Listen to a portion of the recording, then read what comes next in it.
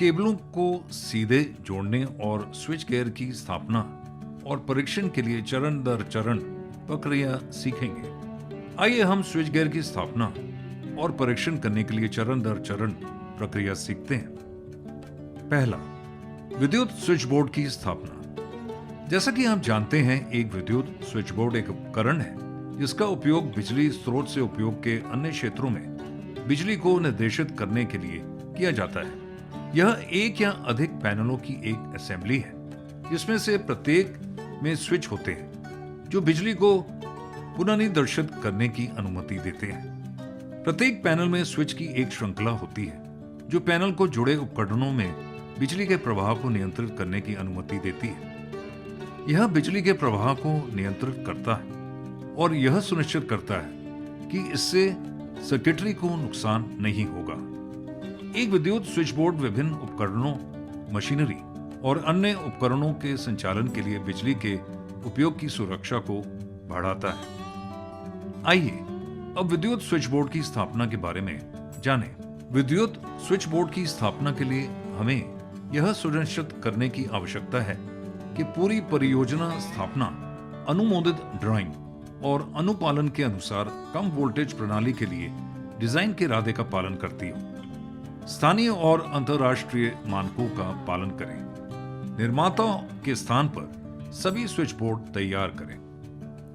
आसपास के कार्यों के सभी हिस्सों की जांच करें जिसमें किसी भी क्षेत्र में स्थापना शुरू करने से पहले लागू कार्य किए जाना है। यदि कोई शर्त है जो कार्य के उचित निष्पादन को रोक देगी तो स्थापना तब तक आगे नहीं बढ़नी चाहिए जब तक ठेकेदार द्वारा ऐसी शर्तों को ठीक नहीं किया जाता है। वायरिंग सिस्टम से स्वतंत्र रूप से सभी उपकरणों को ठीक करें।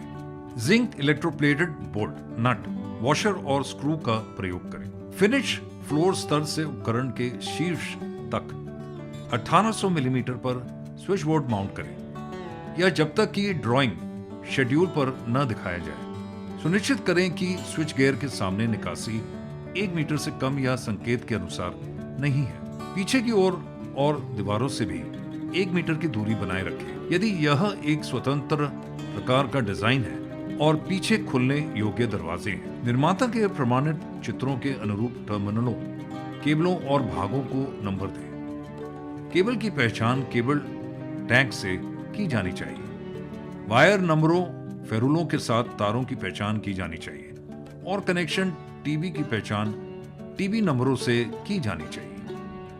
केबलों को सुरक्षित करने के लिए इंक्लोजर के अंदर केबलों को टर्मिनेट करें। फ्लश इंस्टॉलेशन के लिए स्विच बोर्ड के कंडक्टर को बोर्ड के पीछे एक अनुकूलनीय बॉक्स में समाप्त करना चाहिए। सरफेस माउंटिंग के लिए ट्रंकिंग को बोर्ड और छत या फर्श के स्तर के बीच तय किया जाना चाहिए। यदि नहीं तो कॉन्डुइट सीधे ट्रंकिंग में चला जाता है जो ट्रंकिंग ढक्कन की सही स्थापना को रोकता है। विभिन्न घटकों के बीच पर्याप्त अर्थ निरंतरता बनाई जानी चाहिए। स्विच बोर्ड परीक्षण।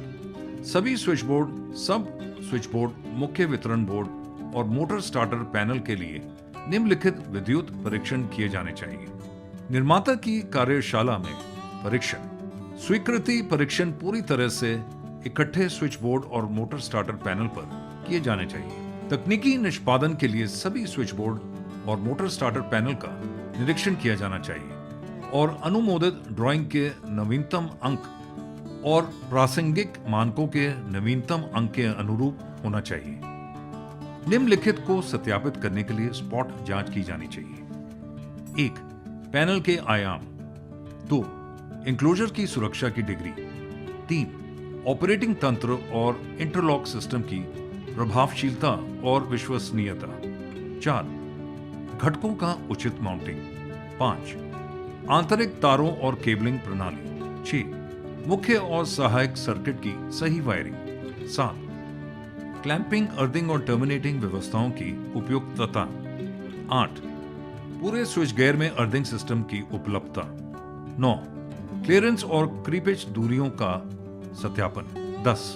यांत्रिक संचालन का सत्यापन। 11. डाई इलेक्ट्रिक परीक्षण। वोल्टेज 1 मिनट के लिए निर्माण दिशा निर्देश के अनुसार होना चाहिए। 12 कई कार्यात्मक इकाइयों के यांत्रिक और विद्युत संचालन का रैंडम आधार पर परीक्षण, जिसमें उनके नियंत्रण और सुरक्षात्मक उपकरण शामिल हैं। साइट परीक्षण, साइट पर सत्यापन के बाद प्रत्येक स्विच बोर्ड और मोटर स्टार्टर पैनल का फील्ड परीक्षण किया जाएगा। परीक्षणों के प्रत्येक आइटम को रिकॉर्ड करने वाली एक रिपोर्ट तैयार की जानी चाहिए। निम्नलिखित दृश्य निरीक्षण किया जाना चाहिए। पहला, स्थान और माउंटिंग की शुद्धता। 2 लेबलिंग, नेम प्लेट और मार्किंग। 3 बस बार पर नट और बोल्ट टॉर्क का सत्यापन। 4 इनकमिंग और आउटगोइंग केबल ब्रेसिंग का अवलोकन और प्रमाणित करें कि यह निर्माता की सिफारिशों के अनुसार है। 5 सुरक्षा, शटर और विभाजन जैसे कि आप देख रहे हैं, यह मानव सुरक्षा के लिए है। 6 कार्यात्मक इकाइयां, ऑपरेटिंग तंत्र और इंटरलॉक सिस्टम।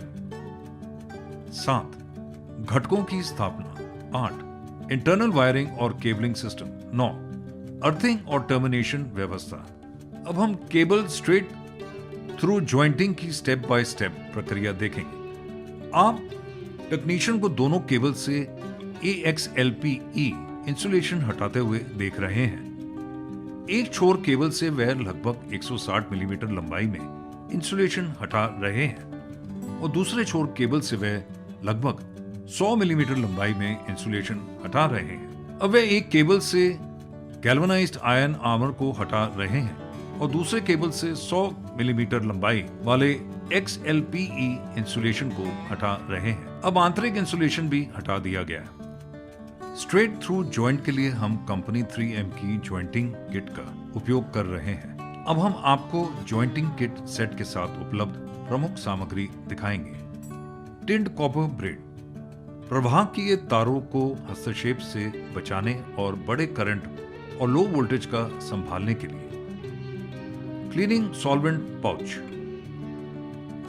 XLPE इंसुलेशन सतह को साफ करने के लिए। वर्म क्लिप्स, अच्छा विद्युत कनेक्शन सुनिश्चित करने के लिए। गैल्वेनाइज्ड आयरन वायर मेश, संयुक्त क्षेत्र को कवर करने और यांत्रिक दुरुपयोग के खिलाफ बाहरी सुरक्षा प्रदान करने के लिए। तनाव नियंत्रण मास्टिक 350 मिलीमीटर बिजली केबल अनुप्रयोगों के लिए। सभी MV केबल जोड़ों और समापित में विद्युत क्षेत्र की तनाव राहत प्रदान करता है। उत्कृष्ट स्ट्रेस कंट्रोलिंग और सेल्फ स्टिकिंग गुणों के साथ स्ट्रेस कंट्रोल मास्टिक इसे हीट सिकुड़न और कोल्ड सिकुड़न प्रौद्योगिकियों में व्यापक रूप से उपयोग करता है। तनाव नियंत्रण मास्टिक विद्युत क्षेत्र को संतुलित करता है और विद्युत तनाव को कम करता है। तनाव नियंत्रण मास्टिक पानी और नमी के लिए प्रतिरोधी प्रदान करता है। रिक्तियों और अनियमित आकृतियों को भरता है। G&W ट्यूब कम वोल्टेज केबल टर्मिनेशन के पर्यावरण संरक्षण के लिए उपयोग किया जाता है और 3.3 किलोवोल्ट तक रेटेड जोड़ों सप्लाईज के माध्यम से सीधे कम वोल्टेज के लिए कनेक्टर्स को इंसुलेट करता है। सीलिंग मास्टिक 100 मिलीमीटर लंबा, 35 मिलीमीटर चौड़ा, 1.5 मिलीमीटर मोटा, उत्कृष्ट नमी और पर्यावरण मोहर के साथ अनुरूप और टिकाऊ मास्टिक मध्यम वोल्टेज केबल्स और सहायक उपकरण को सील करने और तेज किनारों को कवर करने के लिए उपयोग किया जाता है। PVC इंसुलेशन टेप, ऊष्मीय रूप से अनुकूल जो बिजली के तारों और बिजली का संचालन करने वाली अन्य सामग्रियों को इंसुलेट करता है। PVC हीट श्रिंक ट्यूब, इसके कई उपयोगी अनुप्रयोग हैं जिसमें तारों, कनेक्शनों, जोड़ों, टर्मिनलों को विद्युत इंसुलेशन प्रदान करना शामिल है। अब हम जॉइंटिंग में इस्तेमाल होने वाले टूल्स को देखेंगे। 1 hexa cutter. 2 LPG gas system. 3 hydraulic crimping tool. अब PVC heat shrink tube cable में प्रवेश कर रही है। अब वे आर्मर को मोड़ रहे हैं।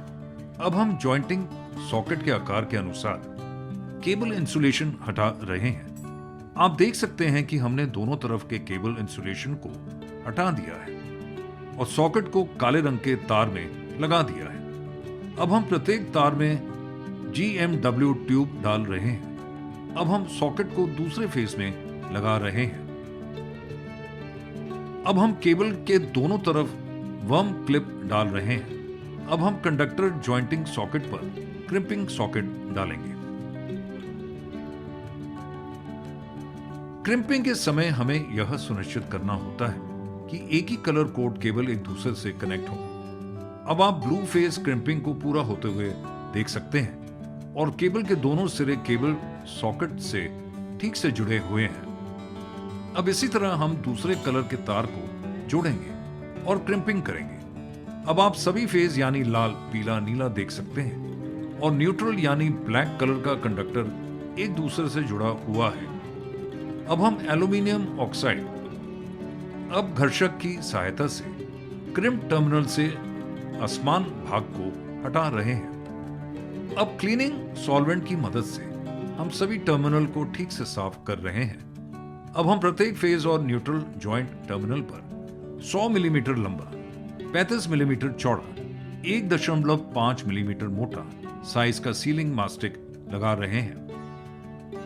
अब सभी जॉइंट टर्मिनल पर हीट की मदद से हम ठीक से GMW हीट श्रिंक ट्यूब लगा रहे हैं और फिर से ट्यूब के अंत बिंदु पर 100 मिलीमीटर लंबा, 35 मिलीमीटर चौड़ा, 1.5 मिलीमीटर मोटा आकार के सीलिंग मास्टिक को लगा रहे हैं। अब हम टिंड कॉपर ब्रेड को वर्म क्लिप से फिक्स कर रहे हैं जो दोनों तरफ के आर्मर एंड पर कस जाएगा।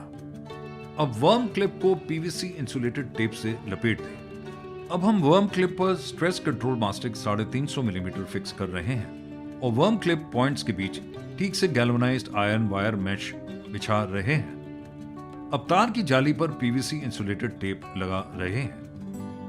अब भारी हीट सुकड़ने योग्य ट्यूब रखने से पहले हम माप कर रहे हैं और ट्यूब फिक्सिंग के अंतिम बिंदु पर आकार 100 मिलीमीटर लंबा, 35 मिलीमीटर चौड़ा, 1.5 मिलीमीटर मोटा के सीलिंग मास्टिक लगा रहे हैं। अब भारी हीट सुकड़ने योग्य ट्यूब को फिक्स कर रहे हैं और उसे हीट देकर फिक्स कर रहे हैं। इस तरह स्ट्रेट थ्रू जॉइंट पूरा हो।